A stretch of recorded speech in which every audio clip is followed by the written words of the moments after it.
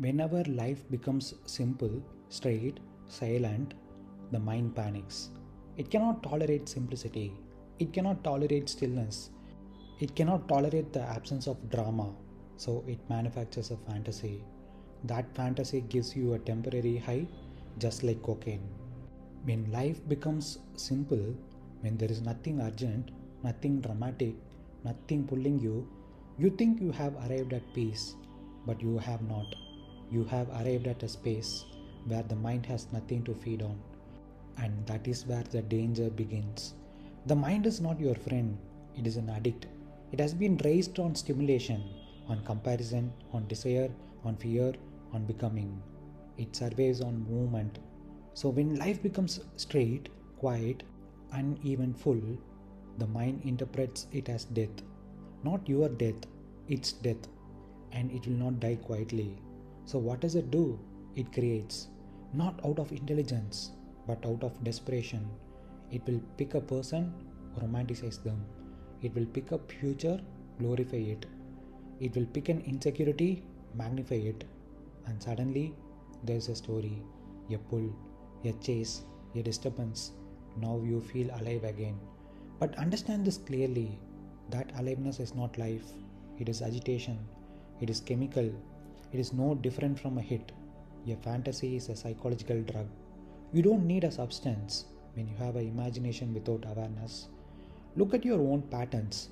When things are going well, you start seeking something, a new goal, a new person, a new desire. Why? Because simplicity feels empty to you, and emptiness feels unbearable to a mind that only knows noise. So it fills the emptiness with illusion, and illusion always comes dressed as something meaningful: love, ambition, purpose, identity. But underneath, it is just the mind asking for its next dose. You say, I feel something. No, you are being stimulated. You say this is important. No, it is just intense. And intensity deceives you into thinking it is truth. A silent life does not excite the mind, it dissolves it. That is why you run from it. That is why you sabotage peace. That is why, just when things become clear, you create confusion. The question is not, how do I stop fantasies? That is another trap. The real question is, can you sit in simplicity without reaching for stimulation? Can you walk through a quiet day without manufacturing a story? Can you let life be plain without needing it to feel like something? Because the one who can do that is no longer a slave, and the one who cannot will keep chasing ghosts and calling it life. A fantasy is not innocent. It is not just thinking. It is a self-administered drug. Watch it closely. A thought appears. Not a neutral thought, a charged one. Something about a person, a future where you made it, a moment where you are admired, desired, respected, and the body responds. There is a slight rush, a lift, a sweetness. Nothing has happened in reality, yet something has happened in you. That is the hit. Understand the mechanism. Reality is often plain, linear, unstimulating. The mind cannot tolerate that for long, so it creates a scene, a mental movie, and in that movie, you are no longer ordinary. You are special, you are chosen, you are ahead, you are loud. That image releases chemistry in the body, not metaphorically, literally. A small surge of pleasure, a small escape from what is. Now see the trap. The fantasy does not solve anything. It does not build anything. It does not move life forward even an inch. But it feels like it does. And feeling is enough to hook you. This is how addiction begins. Not with substances, but with escape. You return to the same thought, refine it, extend it, replay it. Each time getting a smaller, weaker hit. So you intensify it.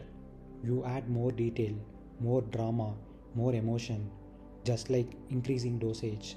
Eventually, reality feels dull, work feels heavy, silence feels unbearable, because none of them can compete with the high of your own imagination. And now you are trapped, not by the world, but by your own mind. See the cost. You lose presence, you lose clarity, you lose the ability to act cleanly, because a part of you is always elsewhere, in a scene that does not exist. You say it's just motivation. Look carefully. Is it leading to action or is it replacing action? Real action is often slow, uncomfortable, uncertain. Fantasy is instant, smooth, and rewarding. So the mind chooses the shortcut, and slowly your life becomes a loop of thinking, feeling, imagining, repeating, with very little doing.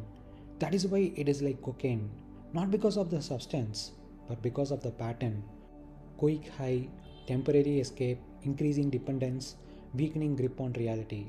The danger is this: you don't even realize you are using because it looks like thinking, it feels like hope, it disguises itself as vision.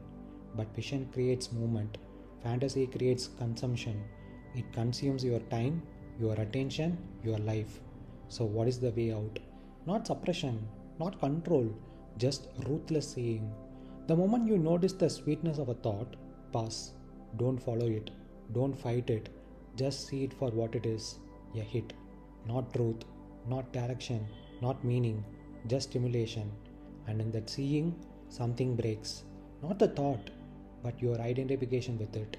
Then, for the first time, you are no longer being used by your mind. And without the user, the drug loses its power. In the end, nothing is wrong with life. What feels wrong is simply the absence of stimulation. And the mind cannot tolerate that absence because it has never learned how to be still. So it escapes into fantasy, into drama, into imagined importance. Not because it is needed, but because it is addicted. The tragedy is not that you fantasize.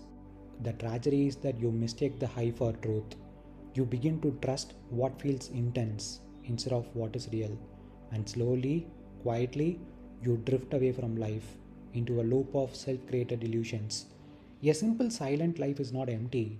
It only appears empty to a mind that feeds on noise. To one who can see clearly, that simplicity is freedom.